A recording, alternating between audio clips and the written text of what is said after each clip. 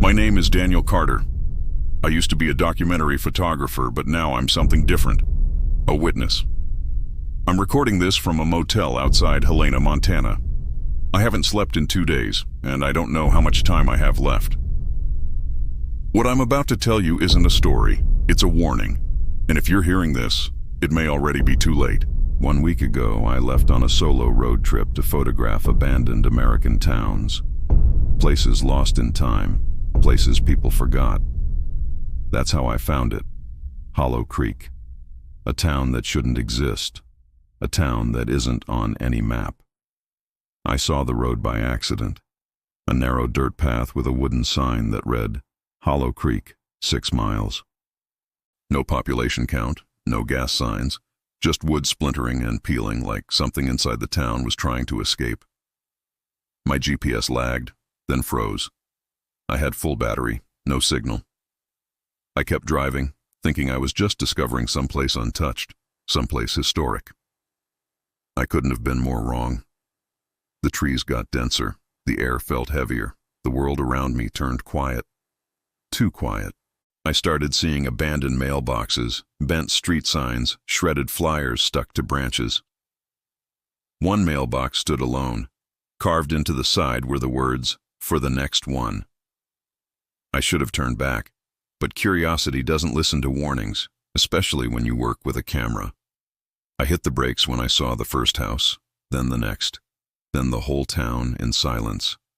Hollow Creek, a place that looked like it was evacuated, not decades ago, days ago. The cars were still there, parked normally, windows rolled up, doors unlocked. One car door was open, keys still in the ignition. The radio was running static. There was no wind, no birds, no animals, just a sense that something was wrong, deeply, horribly wrong.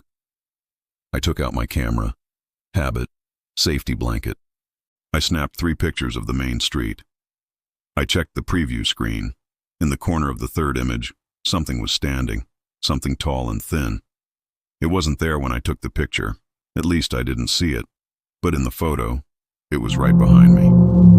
I told myself it was shadow distortion. I walked to the grocery store to prove nothing was wrong. The door was half open, no sign of break-in, just abandonment. Inside, rotten fruit, spilled cereal boxes, half-filled baskets left on the floor. And yet, the air was warm, like something had been inside recently. The freezers were unplugged, but everything felt like it was breathing. I called out, "Anybody here?" No response, just the faint sound of something dripping, or maybe footsteps. I moved in farther and lifted my camera again. Another photo, another a pale hand against one of the freezer doors. I felt my heartbeat rising. I left fast, heading for the diner across the street. The sign was still buzzing dim yellow. Eat here. Inside, plates of food were left at tables, burgers shriveled, milkshakes melted, coffee cold. One booth had a newspaper open. The headline read, "Local family missing, 6th this month." The date was only 3 weeks ago. I checked the counter. The cash register was still open. Bills stuck together with dried liquid. Blood? There was a noise from the kitchen, a scraping sound. I turned on my flashlight. The beam shook in my hand. A shadow moved along the ceiling, fast. Then I saw it, clinging there. Skin too pale, limbs too long, like it was stretched into place. Its head turned toward me, but the body stayed twisted backward. The eyes were black, not painted, not hollow, alive. It moved, not like a human, not like an animal. Like something born from hunger and darkness. It crawled into a ventilation shaft in impossible silence. I ran, knocking a chair over. The sound echoed like a shot in a graveyard. Outside, the sky dimmed as if the sun was being swallowed. My car wouldn't start. The battery was fine, but the engine only clicked. I tried my phone again. 0 bars, no Wi-Fi. I walked to the first house with the porch light still flickering.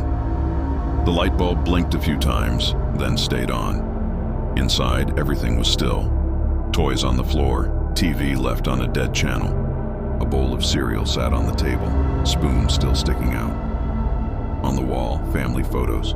First picture, mother, father, 2 kids smiling. Second picture, same pose but the father is gone, removed like he was cut out. I shivered. I felt watched.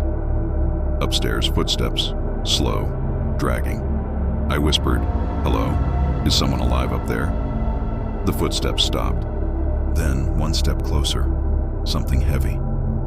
I raised my flashlight and pointed it up the stairs. 2 pale hands gripped the railing, fingers long, cracked nails scraping wood. A head appeared, skin sunken, jaw hanging slack, eyes wide open and unblinking. I froze. It stared at me like it recognized me. The thing didn't breathe, didn't blink. Just twisted its neck slowly, like testing its bones. I backed away. My feet hit the wall. Nowhere else to go. Then it spoke, but not with lips. A voice inside my head. "You came late." 68. I gasped and bolted for the door. 69. I didn't look back. I didn't want to see if it followed. 70. The street was darker now, like the town was swallowing the light. 71. I heard a distant scream. Not human, not animal. Something caught, dragged. 72. Windows began lighting up one by one, but there was no power. 73. Shadows moved behind the curtains. 74. I knew then. The town wasn't empty. It was waiting. 75. I tried every car I could find. Everyone was dead. 76. I even tried hot wiring a pickup. The wires were cut.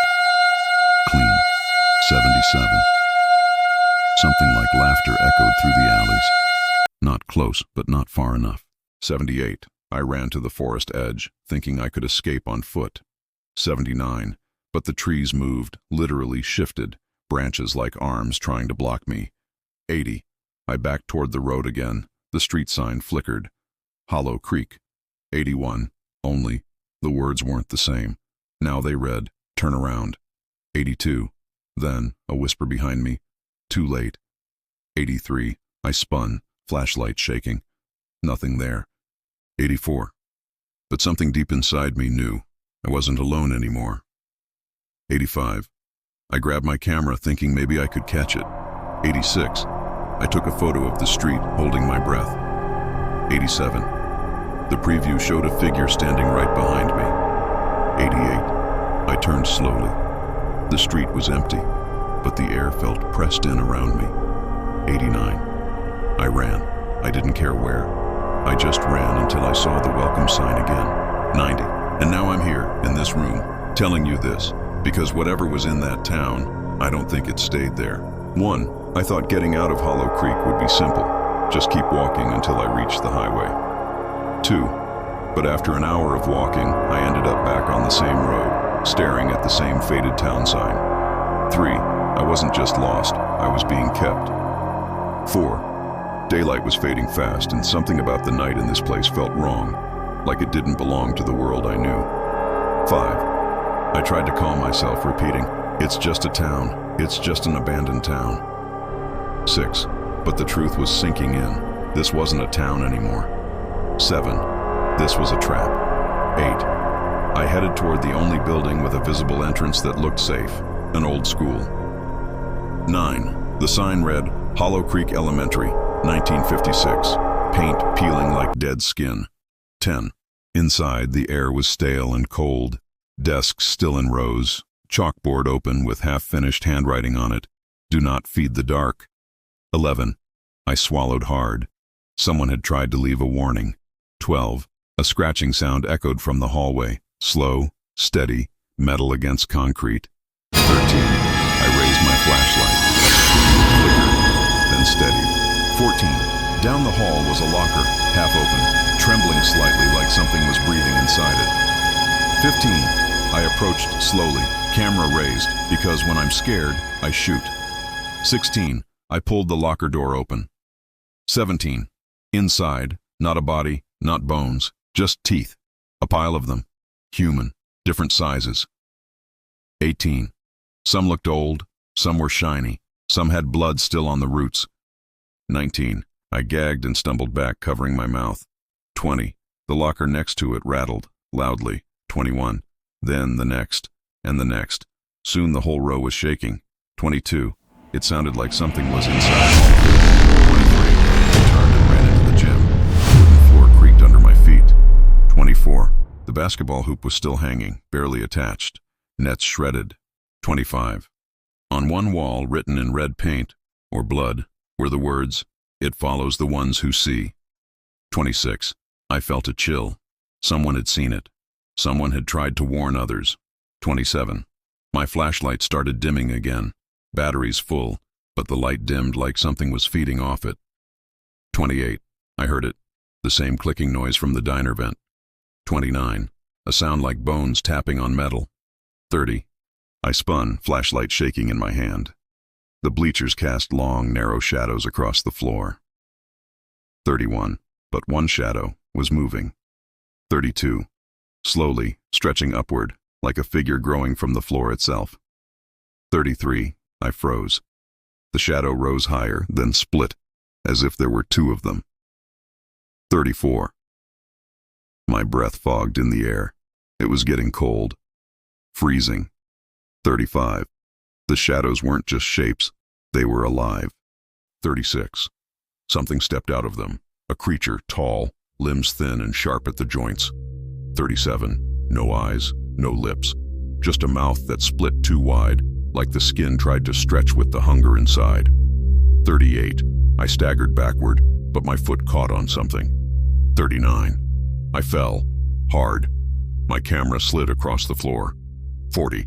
The sound echoed and the creature turned, not toward the camera, but toward me. 41. It moved fast, but not by footsteps. It glided, as if skating over the floor without touching it. 42. I scrambled up and ran toward the far exit door, not looking back. 43. I slammed the door behind me, heart pounding so loud it echoed in my skull. 44. Outside, the wind had stopped. The air was still. Even the insects were gone. 45. I looked for somewhere safer. Anywhere safer. 46. I found a church. Old stone steps. Cross missing from the roof. The door was cracked open. Candles were still burning inside. Someone had been here recently. I stepped in slowly. The door groaned like it hadn't moved in years. The pews were smashed. Hymn books shredded like an animal had clawed them. At the altar was a faint glow, a lantern, and a notebook. I approached and opened it. The pages were filled with the same sentence, written over and over. Don't let it see your face. I flipped through. The handwriting changed, like multiple people had added to it. On the last page, just one line. If you're reading this, you're already marked. I closed the book slowly, trying not to breathe too loud. A cold gust hit the back of my neck, but all the church windows were sealed. I turned slowly. In the back pew, something sat hunched, not moving, not breathing, watching. A child's dress, ragged, skin gray, hair long and tangled. The head was tilted unnaturally sideways. I whispered, "Hello?" It snapped its head up, not slowly but like breaking bone. The eyes were gone, empty sockets. The mouth opened as if screaming, but there was no sound. Instead, something else screamed. Behind me. I turned. The front doors were wide open, and the creature from the school was there. Taller now, stretched, veins pulsing under skin like something was crawling inside it. Its jaw hung low, teeth like cracked needles. I didn't think. I ran through the side door and into the street. The whole town felt alive, like the buildings were breathing in the dark. Windows lit up, curtains moved. Something was following me, not running, gliding. I ran through an alley and ducked into a basement door. Inside, it was pitch black. I crouched behind an old boiler, holding my breath. The sound of scraping. Then, whispering. Not one voice. Dozens, maybe hundreds, all saying the same word. Stay. My breathing became a weapon. Every sound felt like it could give me away. The creature stopped outside the door. Silence. Then a slow knock. Then a second knock. Then the sound of hundreds of fingernails dragging down the wood. I closed my eyes and tried to disappear. For a moment, everything stopped. And then a voice came from right next to my ear. "You can't leave Hollow Creek." I screamed and bolted through the back exit into the snow-covered yard. I looked back only once. The creature stood in the doorway, staring. And then slowly, it smiled.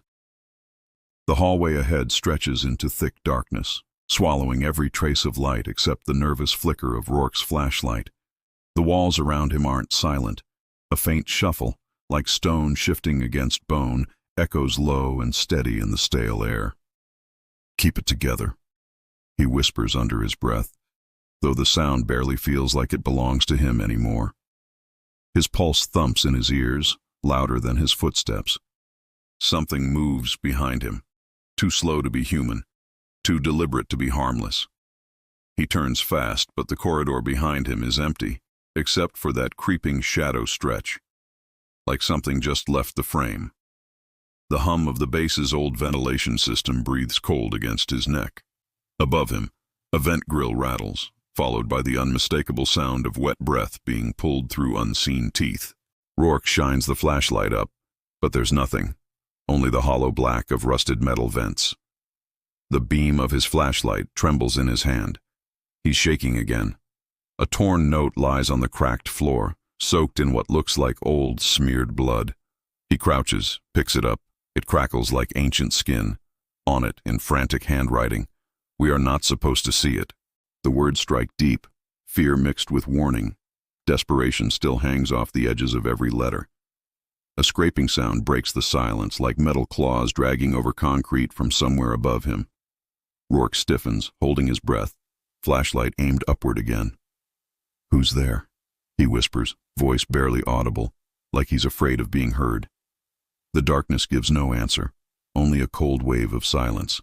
Then, a strange hiss pours through the walls, like something alive is slithering right inside the concrete. His breath fogs out in slow clouds. The temperature just dropped. "This wasn't in the Outpost 17 reports," he mutters. He lifts his radio, tries the channel, nothing but static and a faint pulse of distorted whispers. "Command, do you copy?" No reply, only onto breathing. Something else is on the frequency. He pushes open the control room door. The monitors inside flicker with static. Black, white, buzzing, chaotic. On one screen he sees motion.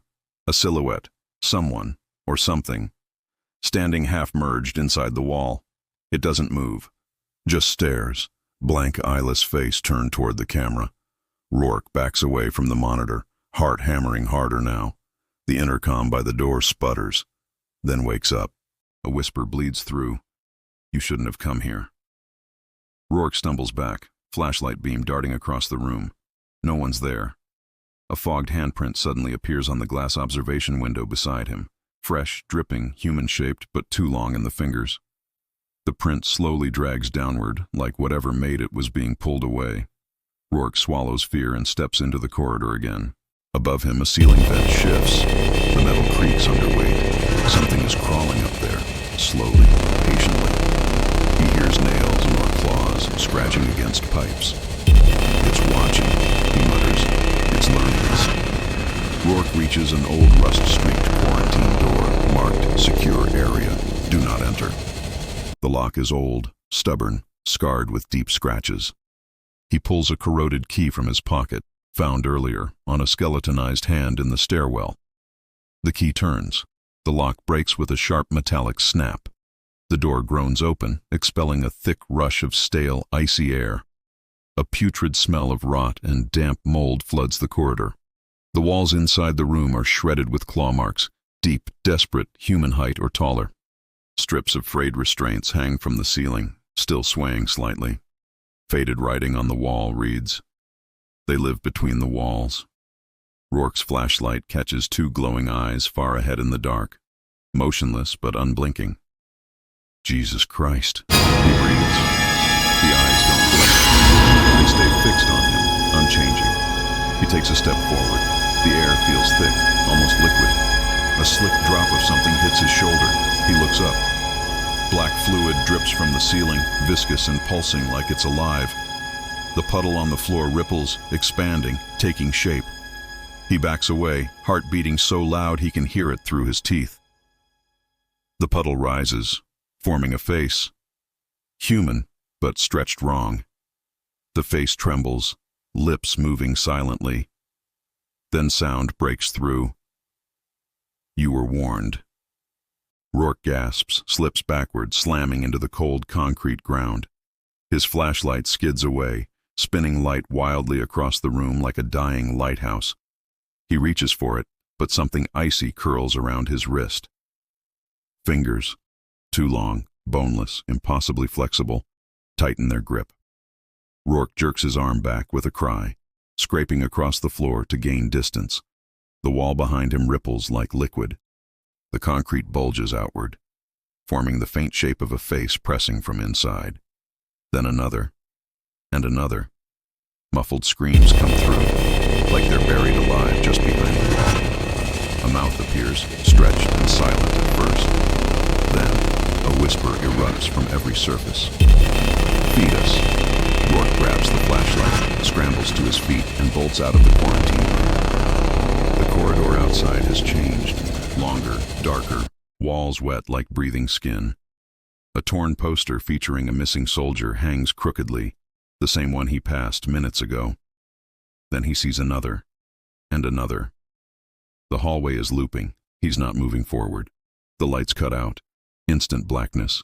A whisper slips right next to his ear. Don't look away. He lifts the flashlight fast, but it can't penetrate the dark anymore.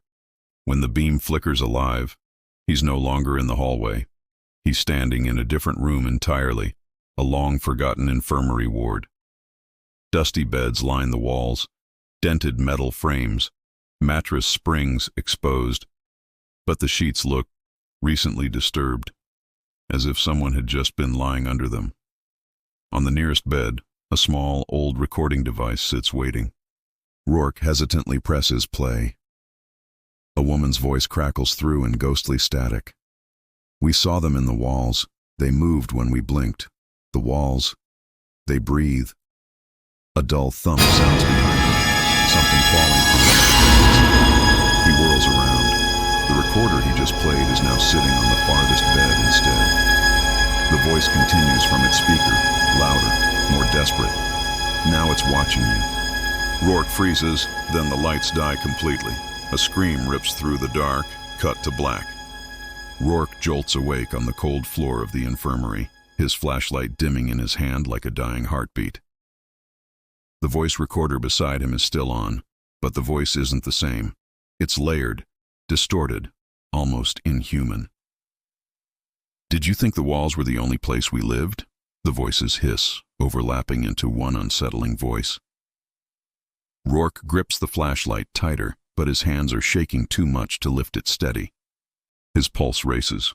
The room feels tighter, like the air is pressing in on him. He walks into the hallway, but the minute he does, all the lights flicker as if reacting to his presence.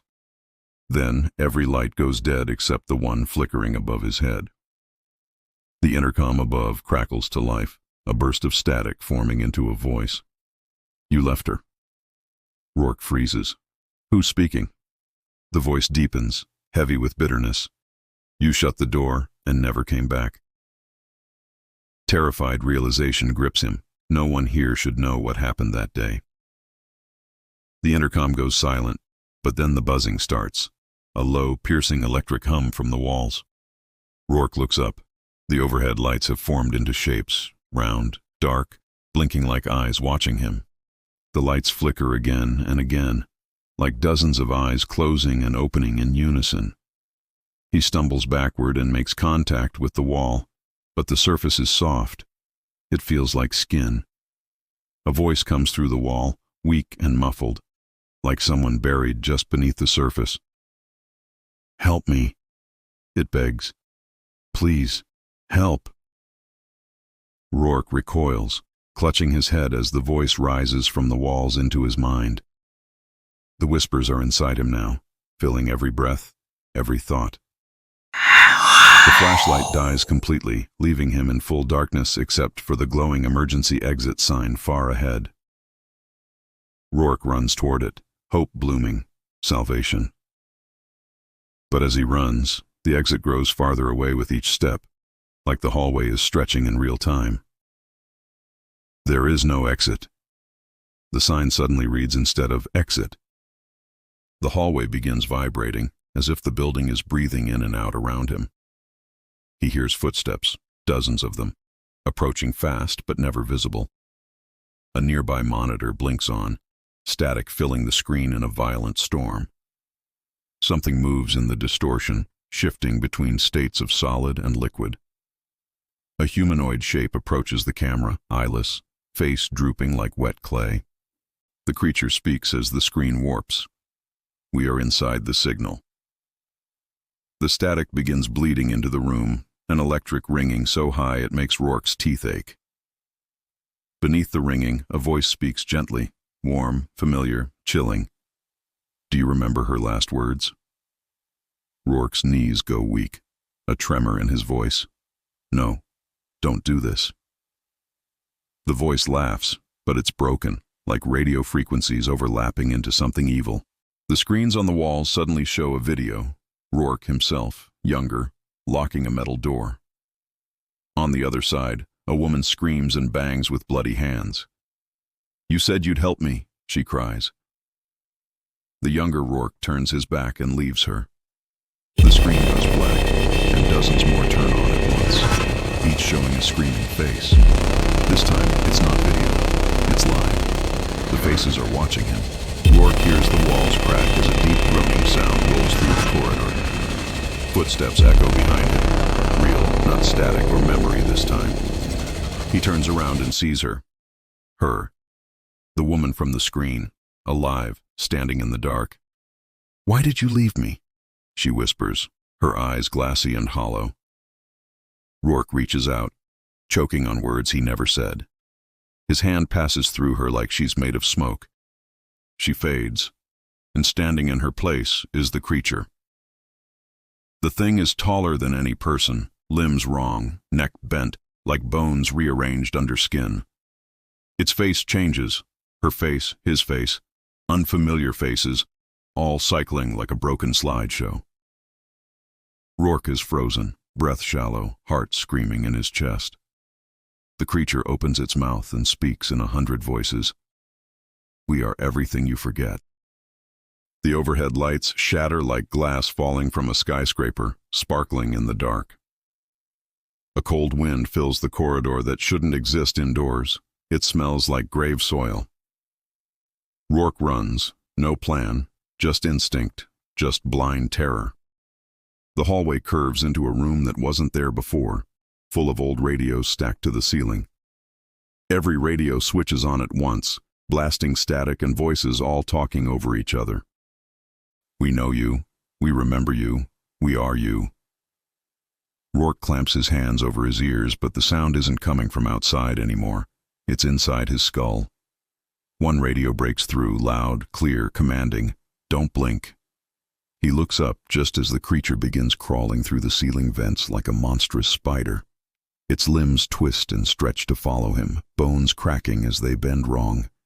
The metal above him buckles, denting outward as the creature forces its way in. Rourke finds a doorway and crashes through it, landing in an old broadcasting chamber. In the middle of the room, a radio transmitter, dusty but still lit, still live. The microphone turns toward him on its own, like it's watching. A voice through the speaker whispers, "Say it, say the truth." Rourke shakes his head, backing away from the mic as footsteps approach behind him. The room begins to warp. Walls breathe, floor ripples, ceiling folds into itself like flesh. "Say it," the voices echo. "Say what you did." Rourke grabs the mic, shaking, desperate, voice breaking. "I left her. I panicked. I couldn't save her. I left her to die." Silence. Then, static erupts, violent and deafening, the room shaking like an earthquake. The creature drops from the ceiling, landing inches away. It tilts its head like it's studying him. Not angry, not hungry, curious. "Now we see you," it says, voice more human than before. The lights go black. A single flashlight turns on, pointed directly at Rourke's face. A voice from the dark right in front of him. "Now you're the one behind the door." Rourke turns, nowhere to go. The walls have sealed. He screams into the darkness, pounding against the concrete like she once did. On the other side of the wall, unseen voices whisper in unison, "We hear you." The walls tighten, closing in, stone pulsing like living skin. Rourke's radio crackles one last time. Transmission complete. The static cuts. The lights come back on, revealing an empty room. No trace of Rourke. No blood, no struggle. Only the flashlight, still on, casting light across the silent walls. The recorder clicks. A voice logs the final entry. Subject absorbed. The walls slowly exhale, as if satisfied. Somewhere, deep in the concrete, a voice whispers, "We are always listening." Screen cuts to black. Static fades in. The base is silent, but the silence is not empty, it's listening. The air is still and heavy, thick like invisible mold settling across every surface. A light flickers in the hallway where Rourke once ran, but now there is no sound of footsteps. Only the walls breathe slow, wet breaths like lungs made of stone and old, pulsing flesh. Something moves beneath the concrete, shifting as though trying to rise. A handprint appears on the wall, slowly pushing outward from the inside like someone is still trying to escape. The outline of fingers spreads, stretching the concrete like wet hide. A voice echoes faintly from the wall's surface. "Don't leave me, please." The voice sounds like Rourke, but not the way he used to speak, more like a recording trapped behind layers of stone. The wall pulses, and the handprint sinks back into the cement as if swallowed whole. Lights flicker on in sequence down the hallway like something walking through the electrical system. The hum of the generator rises and falls in a pattern like heartbeats. A low thudding begins in the walls, rhythmic, almost like knocking, almost like a pulse. The walls start to shift, stone and metal bending like muscle under pressure. A shape emerges with skin that looks like cement, and eyes black and shining like obsidian. The figure leans forward out of the wall, half-born, half-memory. The shape's face is painfully familiar, Rourke's, but broken. His eyes are hollow voids now, reflecting no light, only pulling in darkness. His mouth opens but no breath passes only. A chorus of voices floods out at once. "You've seen me, you've heard me. You are me." The wall swallows him back again as if he were never separate from it. Alarms begin to sound, the lights turn red, sirens echoing like screams throughout the base. On the intercom, Rourke's voice plays, but wrong-layered, deeper, overlapping like 1,000 mouths speaking as one. "Do you remember how you breathe when your lungs aren't yours anymore?" The base trembles, dust and plaster shaking loose and falling like snow. Every pipe lining the ceiling begins to drip a thick, black sludge. The sludge pours into cracks, and the cracks widen to form shapes' faces, watching in silence. The walls begin to crawl with human-like features, half-formed mouths gasping, eyes opening in wet stone. "We were here before you breathed." The voices say from every direction. "Now we breathe through you." The ceiling breaks open, just enough to reveal something huge crawling above tendons of steel, bone of concrete. The floor ripples beneath the weight like flesh when touched. A series of lights explode at once, shattering into glowing nerve-like fibers that stretch like veins across the walls. Every wall becomes a beating organism, breathing, blinking, pulsing like skin over muscle. Rourke's face appears again, cracking through the plaster, eye sockets like pits of tar. "I tried to leave," he croaks, but his voice is deeper, submerged under layers of others. There is no outside. There is only more wall. His arm reaches out, skin peeling loose like wet paper, revealing drywall beneath. He drags himself halfway out, ribs exposed like rebar. His voice splits in half, one part pleading, one part inhuman hunger. "Help me. Stay with us." The hallway lights snap and burn out one by one, plunging the scene into darkness except for the corrupted emergency light. It pulses, bathing the hall in a sickening red glow like a warning heartbeat. The bodies in the wall begin to move in sync with the light breathing in and out. Rourke's voice rises in a single phrase. "I am not alone anymore." The walls begin to close inward, the hallway shrinking like a throat swallowing its last breath. The screaming starts inside the walls, hundreds of voices buried alive but still conscious. They press forward, faces merging and dividing like clay, mouths screaming into the concrete. "We see you," they chant. "We remember you." The floor splits in jagged lines, revealing living tissue and veins beneath the tile. A figure rises from the crack, made entirely of war fragments and dried blood. It stands tall, too tall, and takes the shape of a man for only a moment before the shape changes again. The thing is both the structure and the person at the same time. Rourke inside the walls. Walls inside Rourke. You think walls keep danger out, the voice says. But what if the danger is what holds them up? A scream builds in the air. Silent at first, then too loud to ignore, like metal screaming as it bends. Lights return to life suddenly, revealing dozens of identical hallways in every direction. Each hallway has a door at the end, but all of them lead to more walls, more breath, more eyes. The whisper rises. We are everywhere. We are everything that stands still too long. The bass begins to turn, slow like a massive beast, shifting in its sleep. Blood seeps from between tiles and concrete, forming shapes, numbers, letters. One word spreads across the floor: belong. Every wall suddenly shifts inward, pressing like a tightening ribcage. The alarms shut down all at once, the silence now so loud it feels like pressure on the brain. Rock's voice cuts through the stillness one final time, no longer pleading, but welcoming. Breath is a choice. You won't need it soon. A deep rumble travels through the metal beams like the base is waking into something new. Black tendrils reach from the walls and ceiling, wrapping around old pipes like veins claiming an abandoned organ. The walls begin to peel away, revealing writhing, living things beneath muscle, bone, fluid. The concrete suit falls away, and what's left underneath is warm, bloody tissue, breathing. The lights glow golden for a moment, not harsh, not frightening, almost inviting. Rourke's face appears in the living warful hole, but wrong. He smiles now, no fear, no pain. I can show you, he says. I can show you how to join us. The wall behind him opens, pulling itself aside like skin being peeled. Behind the wall lies a vast, heaving expanse, endless, pulsing, alive.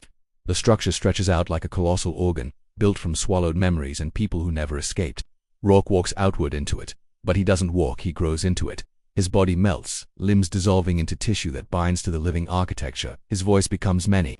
Many voices become him. There is no exit. The wall voices sing. There is only change. The lights dim again. The room cooling. Everything going still. The alarm crackles one final breath. Containment breached. Then silence. Total. Crushing. Thick slowly. A new face forms in the wall, unfamiliar.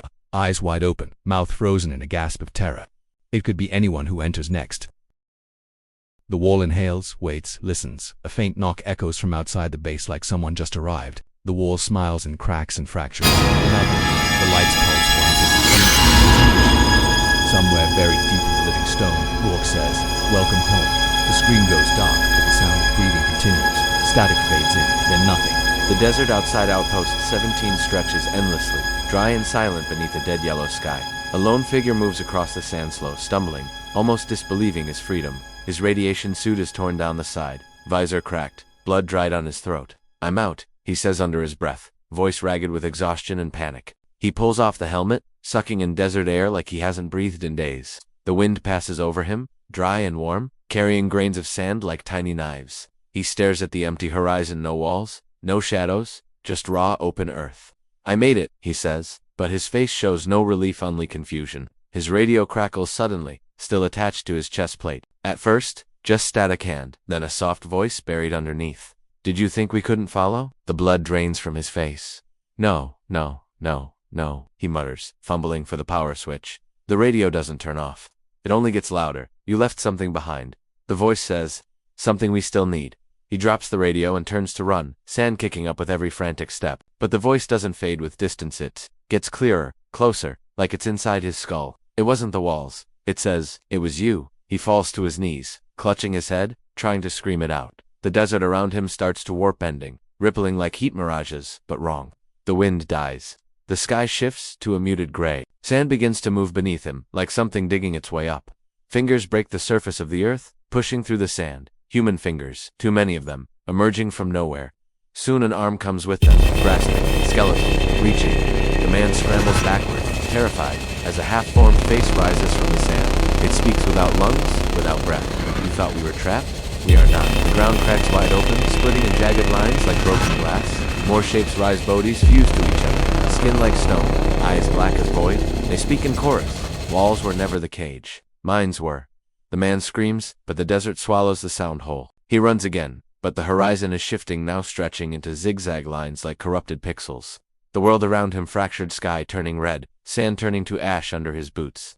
He falls again, and when he looks up, there are no stars in the sky, only static. The sky is a screen. The world is a broadcast. The radio on his chest screams, "You can't run from the signal." And suddenly, his body jolts like electricity just passed through every cell. A buzzing fills his skull, louder than thought, louder than sense. The static in the sky sinks downward, pixel by pixel, like snow made of light. The man tries to stand, but his legs won't move. His limbs twitch, then bend in natural angles, as though something else is learning how to use them. His skin begins to crack lines, appearing like spreading fractures, glowing faintly beneath. No, I escaped. I-L-E-F-T, he gasps. The voice replies calmly, you carried the broadcast with you. He remembers now the moment back in the outpost when something touched the wall, then touched him. The memory is like a needle through his brain. We live in what remembers us. His skin splits open at the arms, no blood, just white dust like powdered bone. The broken places glow, pulsing in sync with the static in the air. He feels himself dissolving, identity slipping away like a name he can't recall. The ground beneath him breaks completely, and he tumbles into a dark chasm like a collapsed void. He doesn't fall through space, he falls through screens. Flipping through stacked layers of color and noise, he hears voices screaming, laughing, whispering all at once. These are not human voices, they are echoes of the people absorbed before him. He lands somewhere else in an open concrete room. The walls are blank, sterile, no blood, no cracks. A single light hangs above like an interrogation lamp. In front of him sits a small tape recorder on a metal table. He crawls toward it, trembling, and presses play. His own voice speaks through the speaker. I never got out, I never left. I am still there. He tries to scream but realizes his mouth has gone sealed shut by gray, growing flesh. The concrete walls begin to reshape. A face pushes through the surface, then another. Their eyes open. They're alive. They're watching him. Their mouths open in unison. You are us now. The room shrinks, walls closing closer, breaths from within the stone fogging the air. He claws at his face, tearing at skin that isn't skin anymore, just dry wall and dust. His hand leaves no mark. His fingers crumble. The walls pulse with new growth, organic, building new tissue, new faces, building him into the surface. He tries to speak, but his voice no longer belongs to him. It spreads through the room like radio distortion. Help, he thinks, but the walls reply out loud. Help never listens. Light flickers overhead, becomes brighter, then distorts into black and white lines. The last piece of his consciousness watches the world fold inward like a signal ending. He hears the final broadcast, no voice now, just a tone, endlessly looping. Not a scream, not music, just a flat line of existence. A white screen pulses. 0 hours, 0 minutes, and 1 second. Then resets. A voice speaks beyond the wall. Pleasant, normal, terrible. Welcome to the loop. Silence. The screen dims. A new recording begins to play automatically. Entry log. Patient 0 has joined the structure. Signal stable. The walls shift again, making room. Growing veins. New skin filling into the framework. Another face blooms from the concrete. Eyes open. Stare forward. It's him. But he is not he anymore. The mouth opens. Stiff, but moving. Please help me. But no one is there to hear. No one ever is. The wall pulses, breathes, waits. A faint radio transmission cuts through the concrete. Outpost 17 requesting backup. Survivors unknown. The walls smile, fade to static.